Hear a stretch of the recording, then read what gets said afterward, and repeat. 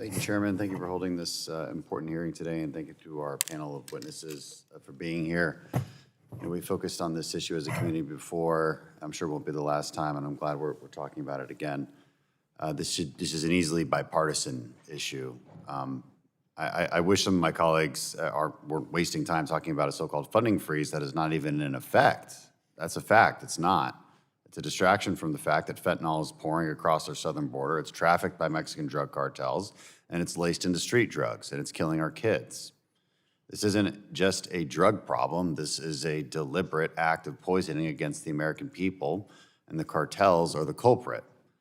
As chairman of the Cartel Task Force, I've introduced real bipartisan solutions to battle the cartels. Now, we have a lot of work to do to dismantle this terrorist insurgency that is destroying both Mexican and American societies.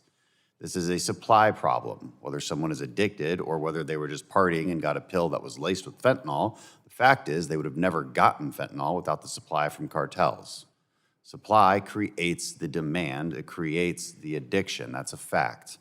It's another fact that deterrence matters. Criminals and cartels will be less inclined to traffic fentanyl and deal it to kids if the penalty is high enough. This is also a very simple concept. So I'd like to start with Sheriff Bouchard. Thank you for being here. In your line of work, how often do you come across counterfeit pills? Regularly, sir.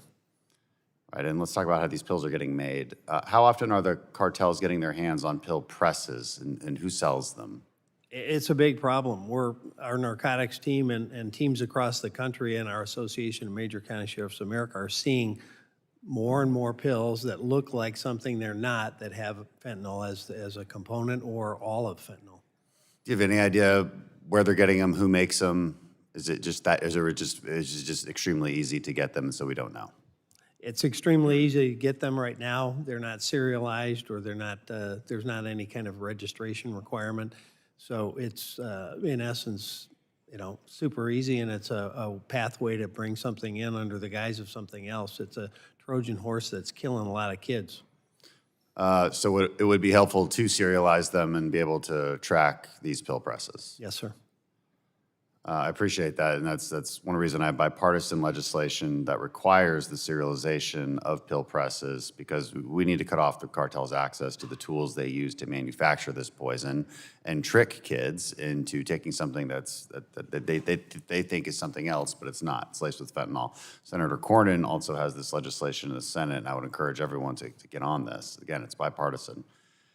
Sheriff, do dealers generally understand the danger of the counterfeit pills they're pushing? The dealers do, but the kids don't. I think that's why it's so deadly. But the dealers do. Absolute understanding that fentanyl in even small doses can kill people. And there's been kind of a paradigm change over time where the old dealers of old, I've been in this business a long time, used to start you with a little bit to get you to be a regular customer. Today, they don't care how many people they kill. I agree with you. I think the dealers absolutely know what they're doing. In Texas, I think we got it right, although I think we could even make this law better. We passed a law to enhance penalties for fentanyl distribution, giving law enforcement the ability to go after these criminals with murder charges. Since that law went into effect, overdoses in Texas are down 56%. That's pretty good progress.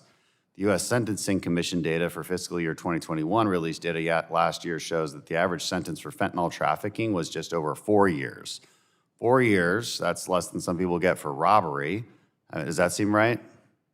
No, sir, because, they're spreading that pain well across your population before they actually got successfully prosecuted for the one they did. Right. I mean, you would agree that perhaps would there be an argument for a similar law at the federal level to put it on the dealers that dealing fentanyl knowingly could occur at a murder charge? I think that would send a very strong message. It certainly would. Again, incentives matter. I'm nearly out of time. In your experience as well, would you say that cartels are exploiting the fact that fentanyl analogs are not permanently classified as Schedule I substances? Yes. Have you seen a decline in fentanyl overdose since Congress extended the temporary scheduling order? We've seen a decline in deaths, but not necessarily overdoses, because they keep changing. Well, I hope that as we vote on this today, that we do make that permanent. Thank you, and I yield back.